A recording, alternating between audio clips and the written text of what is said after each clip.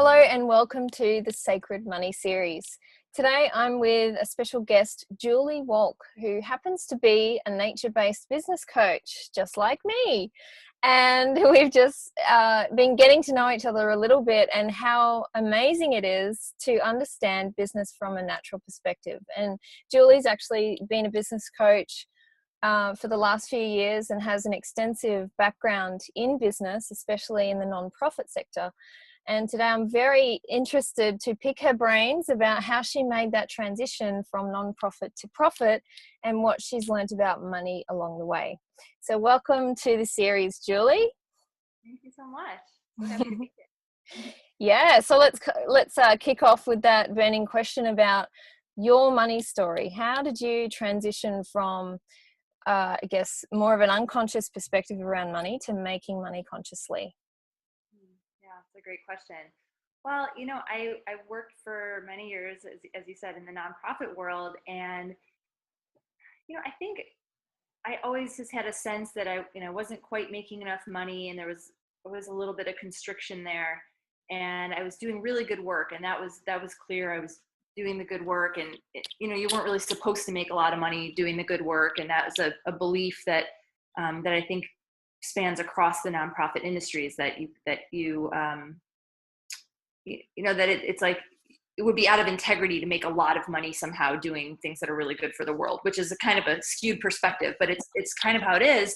And in 2009, during a huge recession here, I got laid off from my nonprofit job, and which turned out to be the biggest gift of all time, because that previous year, a friend and I had been trying to start our own nonprofit, which was about connecting people to the earth. And we were given the gift, I was given the gift of having the time and space to do that in that year in 2009. And so what happened that year was so fascinating, because I had, less money than I'd probably ever had in my entire life. And I was happier than I'd ever been. And it was because I was so incredibly on purpose. And I felt like I'd been given this gift to create this organization that just wanted to be created. And all of a sudden I got to do it. And everything just fell into place. And I was so supported in so many ways to be on my path. And the whole flip around, I just made a big shift around what was enough. And just this very clear lesson that money was a piece of it, sure, but there's so many ways, as we were just talking about, so many ways of having abundance. And so that was a huge shift for me, and it's stuck. I think I operate from a different place now because of that. Yeah, it's amazing when you remove money from the equation, what starts to rise. It's quite unexpected, that feeling, isn't it, of, oh, I actually feel quite different. I feel fulfilled on the inside. I'm not being pulled outside of myself in the same way when money is such a feature. Hey. So where are you at now in relation to making money more consciously? Like, how does it flow in your business and in your life different to how it did before? Yeah, it's a great question. Money's more important to me now than it once was. And I've evolved my beliefs around money and have come to a place where it feels good for me. It feels good now to make money, and I feel excited and proud. And there was a few reasons for that. I think the main one is that I've really tapped into why. And one of the most important, like you can't. There's two sides to this, right? You have to, in order to make money, and we're running businesses, so we want to make some money. We have to give attention and intention and focus toward making money. And at the same time, we don't want to be obsessive about it. We don't want to get into this mode of the scarcity mode, which is so prevalent in our culture, which I'd love to speak to that too. But there's a real balance, right? Of putting focus on it, but not like falling into this pattern of always needing more. And what I found was that when I got really clear on what was important to me in my life, which which for me really is about cultivating community and family. And my biggest desire is to just have more time and space and resources in my life so I can bring my people together and to spend quality time with the people that I love. And I would love to have a space where I could gather my people. And I want to have the time to do that. And so that's a big motivator for me. And it feels really, really aligned with who I am. And so the idea of making money to support that feels really good, And so that's some incentive that doesn't feel like, oh my God, I have to do it, but it helps. Yeah. And I think the other piece, and I alluded to this before, is also just being really on purpose and feeling like, wow, I'm finally here doing what I'm meant to be doing. I can feel myself being useful. I can feel the offering that I have being received, and the flow of money there feels more easeful because I know that there's an exchange happening, and money is just a form of exchange. It's a currency, And so, yeah.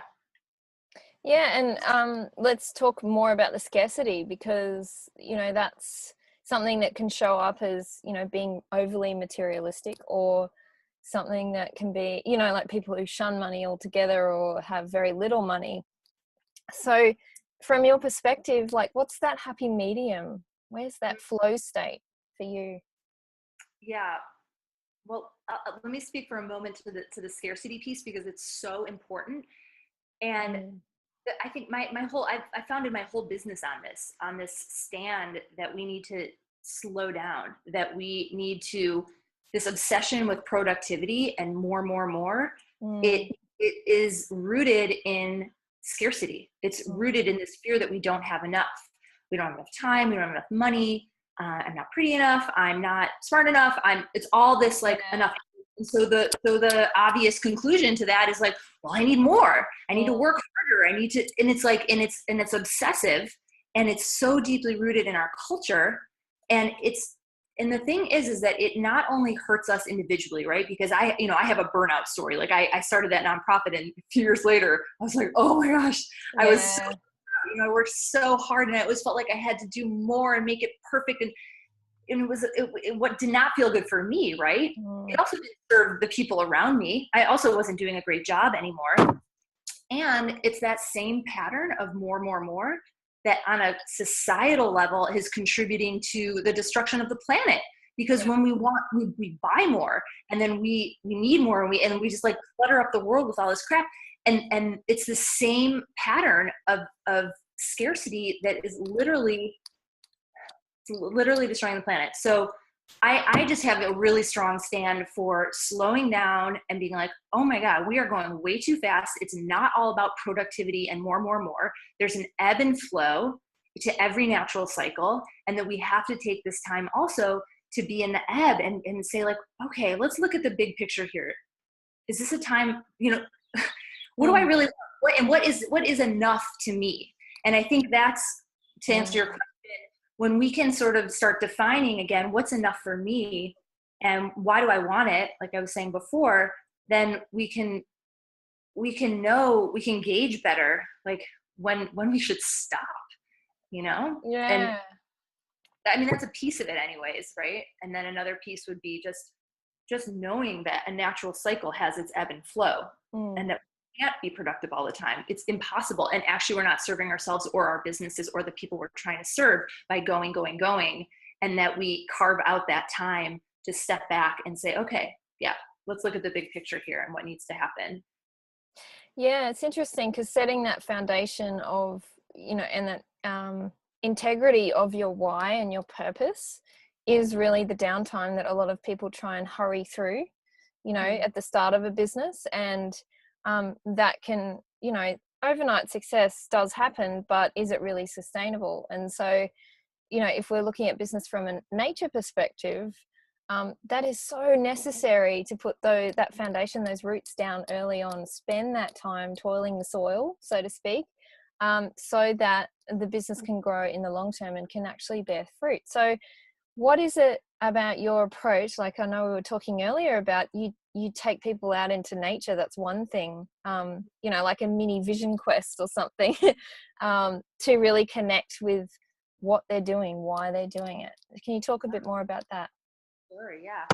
Yeah, when I start working with clients, whether they've been in business for a long time or whether they're just starting out, because we cycle around, right? We have to revisit this place of quiet every so often. We can't, it doesn't just happen once because we're evolving humans. So I always start with that, in that place of the seed, and that place of getting quiet and listening to, what do I want now? What's the vision that I have for my life now? And what am I here to bring? What are my gifts that I want to offer to the world? And that to me is the sort of the seed stage of the business, right? And really nourishing that seed and really understanding, like, what is our genetic blueprint? Like, what's my seed? What am I here to do? We're all so different, right? Yeah. And once you tap into that, then you get to build a business that is a vehicle for those gifts and that supports that vision for your life. And that's where we get into the roots of business, which is, okay, what is my niche, and how can my niche be an expression of my purpose? And who am I meant to work with? And what does that all look like? And getting into the practical realms, like how does that all work? What's my business model? And how does that business model work for my life? Because I have this and this in my life, not that and that. And I want to actually have time to rest, or I want to have time for my family, or whatever it is that people want. And then creating a business upon that. And then when you get clear there, then it becomes much easier to go out there and, create your message and your website and do your marketing and in your sales, and all of that it all rests upon that foundation, on those roots of your business. Because when we skip that stage, that's when people create businesses that they end up like being like, wait, what am I doing? I don't even like this business, or it doesn't feel right, or I don't like marketing, because they don't feel authentic, because it's not aligned, because they didn't take the time to really go deep inside and say, okay, what's this really all about for me? And then create the business that supports that. Yeah, I love that. You can actually trace a lot of the, what's not working sort of down the track with marketing and money to that seed stage of, man, is this really integral to who I am? What am I doing this for? Yeah, I really love that clarity. It's like, trace it back to the seed.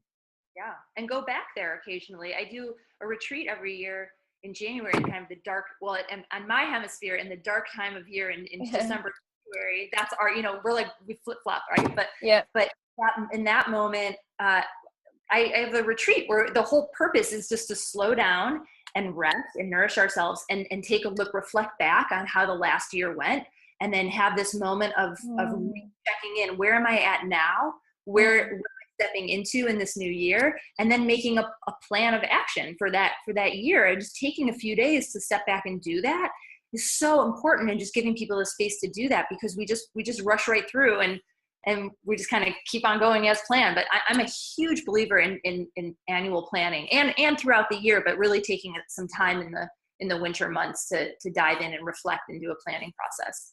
And do you find that, there's certain stages of that natural cycle that money tends to flow more, or, can you talk about that sort of ebb and flow a little bit? Yeah. Because I think there's an active half of the circle and like a passive half and an active half. And the upper part, that part where you're resting and visioning and planning the business, those are the more passive parts of the cycle inherently. Or maybe passive is not the right word, but you're going inward in those phases and planning and building. And so they're not inherently money making areas of the cycle. And that's why it's important to remember that as important as clarity of vision and planning is, that cycles move. Like, they have to move. And if we get stuck in the vision and the planning mode, and we don't ever get to the other half of the cycle, then we're not going to actually make money. Because what we really have to do is get clear and then put ourselves out there and market our work to the world and have conversations with people about working with us, and create new programs and all the beautiful stuff that we're putting out into the world. And that's an outward, if you think about the cycle of the seasons, that's like summertime, the heat and the energy and the passion of summer is like getting out there and marketing your work and putting yourself there in the world. And that's totally necessary to earn money in your business. So you have to find that balance between the planning phases and the active phases. Yeah. Yes. I love that. That's certainly not a money making strategy I've heard before. Described in that way. It's awesome. So, can you tell us a little bit more about some of your conscious money making approaches and, what's worked for you or your clients? Hmm. Yeah. The thing that comes to me about pretty much everything that we need to learn in business and perhaps in life too is that there's always an energetic, emotional, spiritual side and practice, and then there's always uh, a more practical side, and we need to have both. And you can find this in the natural cycle too. There's the more energetic realms and there's the more physical realms. And in the energetic realm, we have to dive into these beliefs about money. One of them, one common one we've talked about, which is the scarcity belief. A lot of us hold that belief that there's not enough to go around, and that really impacts our ability to earn money. But there's plenty of other beliefs that we hold that that have been passed on to us. That rich people are greedy and awful, or it's really hard to make money, or there's all these beliefs that we hold about money. And so it's really important, I think, to dive into those beliefs and understand what might be having influence over our actions in a subconscious way, and then shifting those and saying like, oh, you know what, I'm not gonna I'm gonna, every time I start thinking there's not enough, I'm gonna take a step back and say, oh, there's plenty to go around. There's plenty for everybody. There's plenty for me, and sort of, work on just retelling the story. And I think that's really important to create like a money mantra. That's what I have my clients do. It's like, okay, you've got this negative money belief. Let's flip that around and create a new story from that. So that's really important. And that alone is not gonna shift your whole money world, I don't think. I think you have to also look at the practical side. And there's a tendency to want to ignore the practical side and to ignore, like to not want to, not want to track your books and not want to, I know a lot of entrepreneurs who don't know how much money's coming in and how much is going out. And I have to say that if you're one of those business owners, it's time to get a handle on the money that's coming in and coming out, and to let that be an empowering experience instead of a scary experience. Or I know for me, it felt like I didn't want to be like miserly and counting my pennies, and I didn't want to be like that. I like just like letting it all flow and fall into place. That's nice when that happens, but it's not empowering in terms of being able to influence what's actually happening and be able to influence, to make more money. So I really encourage people to, get a bookkeeping program and start looking at where your money's coming from and going. One of my my main money teacher is a woman named Lynn Twist, who I know you know. She's amazing. She wrote a book called The Soul of Money. It's changed my life completely. And, so what she says is, what you appreciate appreciates. What you focus on grows. And if you create a container for your money to flow into, it's just more likely to happen. It's a way to honor your money, like track it, know where it's coming from and know where it's going, and be able to say, oh, look at that. And then make a relationship with your money instead of kind of, stepping back and you're like, I don't know. I just want to like, let it do its thing, and hopefully it'll all turn out okay. I encourage people to do both. So then once you have like kind of the energetic side and the practical side, they start interweaving, and eventually, like, or even very quickly, shifts start to happen, and they reinforce each other. So that's a big one. Yeah, that's awesome. I love it. And it's funny how often we get caught in this trap of, when something's not flowing like money, it's because we're not paying attention to it. Like there's something that we're overlooking, and it's really easy to do, especially when we're, from a conscious money perspective, we're actually trying to disengage from the control and the slavery of money that is, inherently part of our society.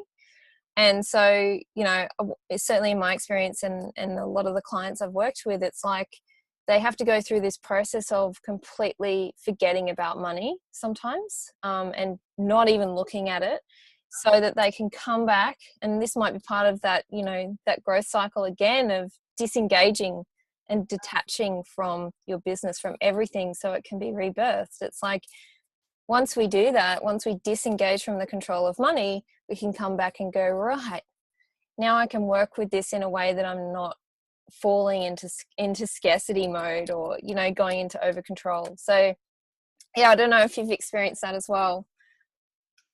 Yeah, that's a really good point. What occurs to me is that everybody's story is really different, and for some people, Mm, it maybe perhaps money has been so present and such a force in someone's life that to really let go of it completely would be an important process to go through in order to mm, recalibrate. And for some people who maybe have never really paid attention to it much, inching toward, you know, knowing what you spend every month and knowing what you earn every month is a big deal. And so I think in part it's really, yeah, it just speaks to that, another yeah. of nature. We're all different and we're all coming from different places, and that sometimes that's necessary too. Yeah, I'm really glad you mentioned that, actually, because what I've noticed is, you know, in all this conscious money talk that we might see out there, and healing our relationship with money, I've noticed that there's a bit of a pull or pressure to fall into a particular kind of money story. You know, that there's a certain way of healing your relationship with money, or there's a certain way of managing the flow of money in your business or in your life. And so, yeah, I really want to encourage people to just forget all of the pro formas around that money story, because every story, like you say, Julie, is completely different. There's no one way of healing your relationship with, it's essentially love and abundance. You know, it's not even about money at the end of the day, is it? No. Yeah. So, I'd love to ask you your take on money flow versus accumulation. Now, this is a concept of conscious money where, you know, we're sort of moving away from possessiveness around, you know, what we own, and actually allowing money and possessions to flow in and out of our life as though we completely trust that we will be provided for. And I think you sort of touched on it a little bit before about, you know, your purpose for making money. You know, you want to create a space for your tribe and for you to come together and things like that, and you need money to do that. And so I love that, because that's one way of actually using the money that you're making to give back and to continue that circuit and to allow more to flow into your life. Can you talk a little bit about your perspective on that? Yeah, let's see. So in terms of accumulation, let's see. Well, another Lynn twistism is that money is like water and it's meant to flow. Yes, that's it. And we're not actually meant to hoard money. And I think there's a really big difference between what's happening with the 1% or the 65 people who have more money than the rest of the entire world. I think there's a really big difference between that and generating enough money to support ourselves and our dreams and our desires in the world. And I think there's a way, if we're really connected to what's important and what's enough, that we can do that with integrity, that we can still, you know, earn a chunk of money and not be hoarders of it. And part of that is just being generous and you know, where we can help and making sure that, like, that we're also giving, that as we're earning more money, that we're also able to give money away or to give our services away. You know, one thing I know that some of my clients run into is, well, what do I just really want everyone to be able to afford my work, and I feel badly charging, you know, high prices for things. And I get that, because there's this desire to share. And I think in my ideal world, like, yeah, there just wouldn't be money, and we would just all be, you know, we'd be in the village and we'd be sharing, and it'd be great. We wouldn't really have to worry about like a retirement plan, because the village is the retirement plan. And there's part of me that's striving toward creating that. And that's, I am striving toward that. And there's also, I don't know that I'll be able to create that in my lifetime too. So there's always this balance, right, between like wanting to create the village and the community that will support all of that, and then also just being really real about what it takes, you know, living in the Bay Area and or wherever you lived, what it takes to do what we want to do and to have the resources that we want for families in our lives. So, but one, you know, in that context of like, well, how do I offer my gifts to people if they can't afford them? And I really believe that we need to first be sustainable in ourselves and to be nourishing ourselves and being at a good baseline before we try to give a lot away. Because from personal experience, I know that when I give too much away, I'm no longer really in optimal service anyway. And so I've learned some lessons there, and I would encourage people to get their own financial grounding and get stable and get in place, and then but make a point when you get to that place of enough. Okay, when I'm at this point, then I'm going to offer some sliding scale spots in my business, or I'm going to, and for me, it's about creating more programs and things that are lower cost if people can't afford one-on-one coaching. Oh, great. Well, you can take my course, or there's other options. And so there's other ways to do it without, without kind of hurting yourself. And so I'm kind of getting off topic here, but no, it's really good actually to yeah. No, it's actually a really tricky conversation in my experience, because I'm finding more and more that conscious entrepreneurs are feeling this really strong pull towards that. It's not even an ideal anymore of living without money, or, you know, living that from that perspective of being a community and other things being more important. It's actually it's like it feels real, and it's a knowing that that is what's true. So as they feel more and more of that, the reality of having to work with the nuts and bolts of money and the reality of needing money on a day-to-day basis is becoming, you know, this stretch between the two.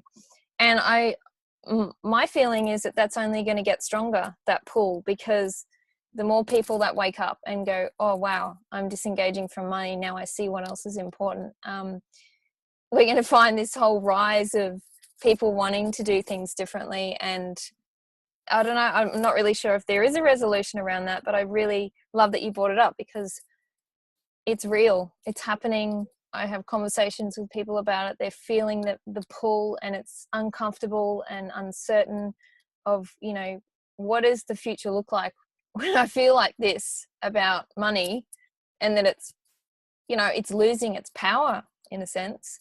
And yet where I am right now, I really need it to survive. Yeah. I don't have the answer. I think it's just being in the conversation.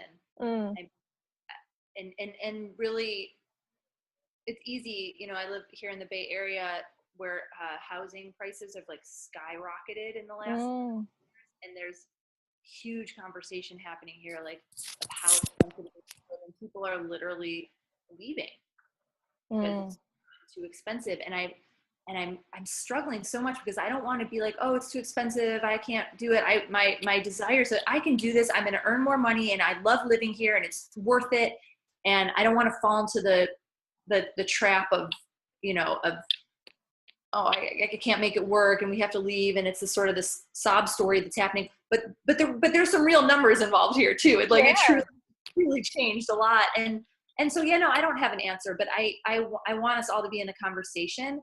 And I a monthly group, women's money group. It's informal, self-organized, and we're reading books about money, and we're doing exercises about money, both from like the spiritual realm and the practical realm. And I would just encourage people to do that, to converse with your friends and colleagues about money and what it means to you, and how to earn it, and what feels in integrity and what doesn't. And it's complex. It's super complicated. And, you know, you said before, there's like these programs out there, like you can heal your money wounds. And there's I think that's a problem with like a lot of stuff that's out there in the coaching world, is like, use my proven formula to like figure out your life. And the reality is that we're just all different, and that's not going to work for everybody. And so the best we can be doing is asking the questions, and, you know, engaging in the work of like working through that process in a spacious way that allows for our different, you know, feelings and personalities to be there. Yeah, you're right. It is about having the conversation and being around people who you can have that conversation with, isn't it? Yeah, and at the end of the day, it's just really marrying the reality with the ideal and finding that balance each and every day, and it's always changing. Yeah. It is always changing, and money's kind of a taboo topic too. We don't know what our friends and our family earn necessarily. It's not something that's always spoken about, but it's such like the elephant in, we have, Yeah. it's such a huge influence on our lives. So Yeah, let's expose the elephant in the room. I think that could only, especially amongst the conscious ones, that can only bring good things. So thank you, Julie. Is there anything else you want to sort of leave us with from your perspective of conscious money making strategies that, I don't know, people might want to take and run with? yeah, I think the thing I would leave us with is this idea of offering our gifts to the world. And to me, like, a vision of a beautiful world is a place where everybody really knows what they're here to bring, Mm, and that they have the opportunity to offer that gift and have it be received and be useful. And we all have something in us, and it's all really different for each of us. And mm, we can hone in on that and find that there's really truly an exchange, that there's actually people out there that, even if your gift feels like so, like you can do it with your eyes closed, you're like, how could I even charge money for this? This is so easy for me. I mean, mm, that's a sign that you're in your gifts, that you're offering them, and that it's so valuable when the people who need it find the person that has that gift. It's so valuable. I mean, think, yeah. when you find the person that can help you solve the problem you've had, or like a health problem or whatever it is, and you find that person who was gifted in such a way that they can help you, that's huge, right? And at some point we had a society where maybe we didn't use money for that, but there was always an exchange. There's Mm, always an exchange, and it's beautiful when that kind of exchange can happen, when someone needs what you have to offer, and then you're in this ecosystem, right, yeah. where someone else needs what you have, and it just works out beautifully. So the more that we can tap into our gifts, and I think the more in integrity we can be with offering them and earning money while offering them. Yeah.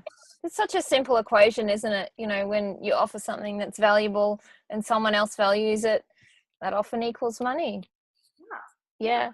That's Most great. people don't need it. That's icky, like trying to get everybody to buy your thing if they don't need it. Yeah, that's right. So icky, but that you don't need to do that. You just need to find the people that need your thing. So Yeah. Yeah. Oh, thank you, Julie. Such a nourishing conversation to have with you. I love it. And I really encourage, the Sacred Business Tribe and your tribe, Julie, as well, to really check out the different approaches to nature-based cycles of growth in business, because I think there's so much in it, and we can learn so much from nature. And I love that you happen to be teaching that on the other side of the world too.